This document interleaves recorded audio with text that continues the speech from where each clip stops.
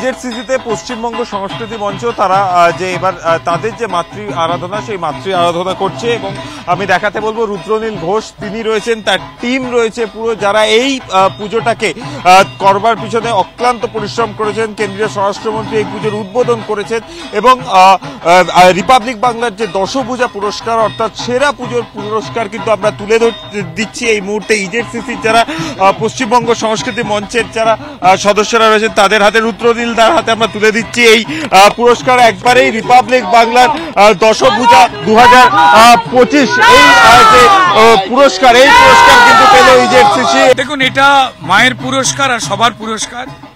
Republic বাংলাকে ধন্যবাদ জানাই যে আমাদের শহরে নানান ধরনের মণ্ডপ হয়েছে, নানান পুজো কমিটি পুজোর আয়োজন করেছেন, ঠিক তেমনি আমরাও করেছি।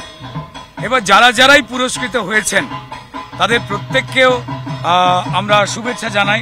মাননীয় গৃহমন্ত্রী অমিত শাহজি, রাজ্যসভার সাংসদ সম্মানীয় শ্রমিক ভট্টাচার্য, সম্মানীয় বিরোধী দলনেতা শুভেন্দু অধিকারী, তারা এসেছিলেন আমাদের আমন্ত্রণে এই পুজোর উদ্বোধন করতে।